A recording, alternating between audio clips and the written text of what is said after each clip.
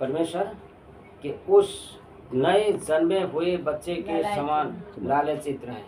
आज प्रभु कौन से वचन से मुझसे बातचीत करेगा, आज परमेश्वर कौन सा वादा परमेश्वर मेरी जिंदगी के लिए देगा, आज परमेश्वर कहाँ से मुझे कौन सा वादा के साथ में इस पूरे दिन में मेरे साथ अपने वादे को पूरा करेगा। अगर मॉर्निंग में हमारे पास ये है ना, जैसे हम ब्रेकफास्ट के लिए तैयारी में रहते, कई बार ब्रेकफास्ट नहीं बनता तो हम लोग देखते रहते ना अंदर की तरफ, कब आएगा कब आएगा कब खाएंगे, ये देखते रहते अंदर की तरफ। अगर ऐसा ही हम लोग अपने आत्मिक जीवन के भोजन के बारे में, आत्मिक चीज़ों के बारे में ऐसे ही लालचित रहे तो मैं कह रहा कि 100% परमेश्वर हमारे लिए भी ऐसा ही करेगा। आमीन, हालेलुया, जरूर करेगा परमेश्वर। और उदाहरण क्या है? जक्कई का उदाहरण है। उदाहरण क्या है? उस डाकू का उदाहरण है जिसने एक ने परमेश्वर को समझा, दूसरे ने परमेश्वर को नहीं समझा। तो क्या करें, हम हर दिन लालचित रहें परमेश्वर के वचन के लिए। और लालचित ऐसे ही नहीं रहेंगे, कोई भी व्यक्ति लालचित नहीं रहता। सब चीज़ के लिए हो सकता हम लोग लालचित रहें, लेकिन आत्मिक जीवन में कई बार हम लोग कहते, लेकिन ये हमारे ज़िंदगी के अंदर में कई बार नहीं हो पाता। पिछले ट्यूसडे के दिन आपको याद होगा पास्टर ने एक बात बताई थी। उन्होंने कहा कि एक सर्वे के अनुसार 70 से 80% लोग ऐसे हैं जो कभी भी प्रार्थना मतलब टाइम टू टाइम प्रार्थना करते, रेगुलर प्रेयर नहीं करते हैं। और दूसरा एक खोज में ये पाया गया कि अगर 20 से लेकर 30 साल के जो व्यक्ति हैं, 20 से 30 साल के व्यक्ति कभी भी परमेश्वर के साथ रेगुलर प्रार्थना नहीं करते और ना तो प्रार्थना करना चाहते हैं। आपको उसमें 90% लोग ऐसे हैं जो रेगुलरिटी में मतलब लगातार परमेश्वर से प्रार्थना नहीं करते। मतलब क्या है, कभी कुछ परिस्थिति होगी सो गए, कभी कोई परिस्थिति होगी आज छोड़ दिया। मतलब जो हम टाइम को जो सेटअप करेंगे, कई बार वो टाइम सेटअप प्रार्थना के साथ में नहीं होगा। ये अनुभव हम सब लोगों के, अगर आप चाहेंगे कि मैं 7 से 8 तक प्रार्थना करूं तो हो सकता है 1 दिन करें, 2 दिन करें, 1 महीना करें, 2 महीना करें, तीसरा महीने में आपका प्रायोरिटीज बिल्कुल चेंज होगी कहीं ना कहीं में। क्योंकि अंधकार की शक्ति इतनी चालाक है कि हम लोगों को उस तरीके से जो टाइम सेटअप परमेश्वर के साथ होना चाहिए वो नहीं होने देती है।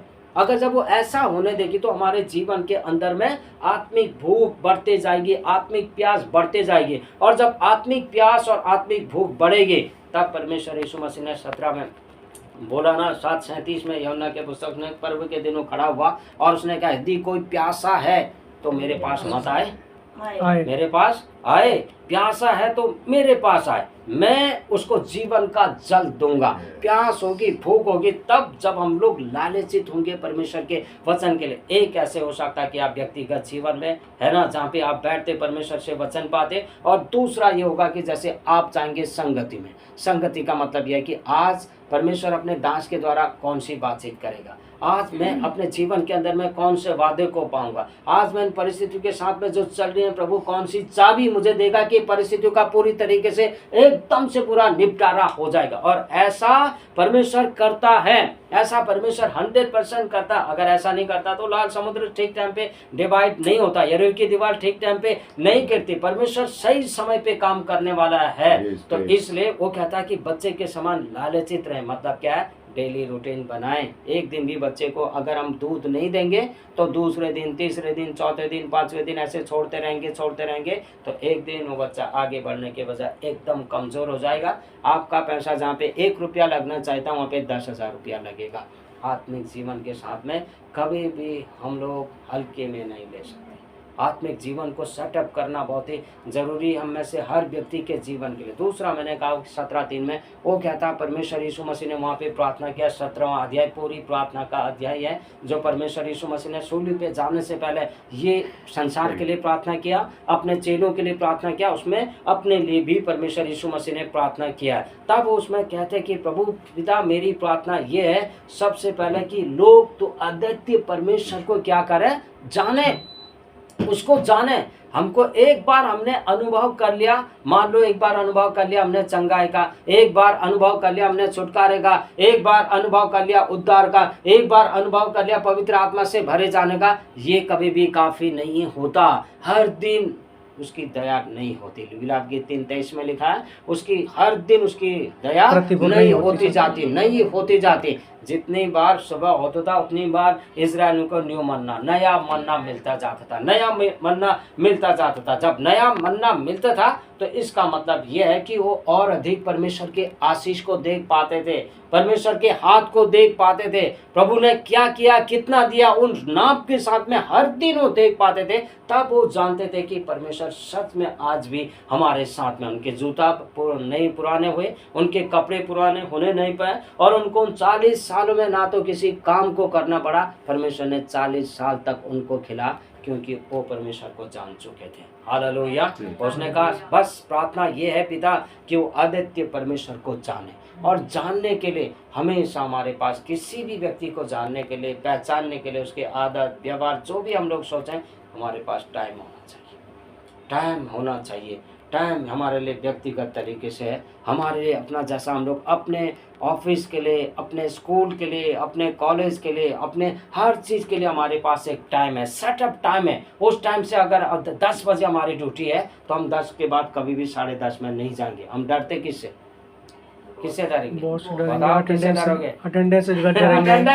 अटेंडेंस का गैप हो जाएगी, पैसा कट जाएगा, बॉस का फोन आ जाएगा, क्यों नहीं आए, कैसे हमको संसार की बॉस की कितनी डर लगती है। हमारा जो आत्मिक बॉस है, जिसने एक ही क्षण पे उससे कहा आज ही रात तू मेरे साथ स्वर्ग लोक में होगा, कितना बड़ा अधिकार था। क्या हमको ये वाले बॉस की डर है?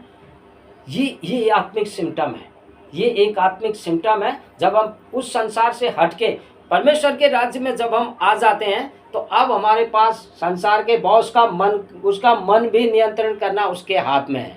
अगर आप इच्छा आगे बढ़ाएंगे तो लाल समुद्र अपने आप पार हो जाएगा, यरीहो की दीवार अपने आप ढल जाएगी, अपने आप वर्तमान चंगा हो जाएगा, अपने आप सूखा हाथ वाला चंगा जरूर पाएगा। क्यों? इच्छा होना चाहिए अंदर में से।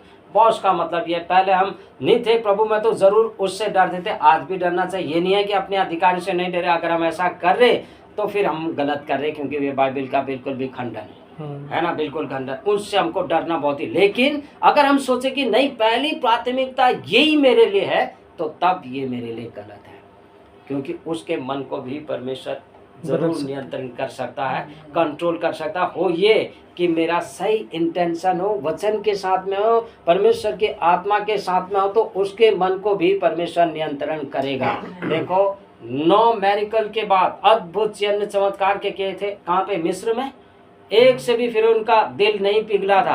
रात को पिघलेगा तो सवेरे कहेगा तुम नहीं जाओगे, अगले दिन वो कहेगा जाने दो, ठीक है, ये सारी समस्या ठीक हो जाएगी, फिर सवेरे उठेगा तुम नहीं जाओगे। मूसा और हारून हमेशा खिसियाने हो जाते थे, अरे यार रात को इतने बड़े मेंढक भेजे और इतना पानी को लहू में बदला, टिड्डियां भेजे, रात को तो ये डर के मारे कह रहा था जाओ जाओ, और सवेरे हुआ तो कह रहा नहीं तुम नहीं जाओगे। लेकिन एक दिन उसके मन को पिघला कर ही रखा परमेश्वर ने। वो दिन कैसा था? लास्ट दिन, पहलौठे का दिन था, चिन्ह का दिन था, और जैसे ही चिन्ह नहीं दिखाई देंगे तो तुम भी जाओगे। तो डर के मारे क्या किया? सब लोगों ने मेमने का लहू अपने अपने दरवाजे, लेकिन मिस्रियों को लहू की कीमत पता नहीं थी, परमेश्वर के लोगों को लहू की कीमत पता थी। और उन्होंने जैसे ही लहू लगाना स्टार्ट किया, आधी रात को जैसे ही वहां से दूत निकला, एक एक इजराइल के जितने भी संतान थी सबको बचाया गया। और आधी रात के साथ में ही फिरौन के उस पूरे राष्ट्र में, पूरे राज्य में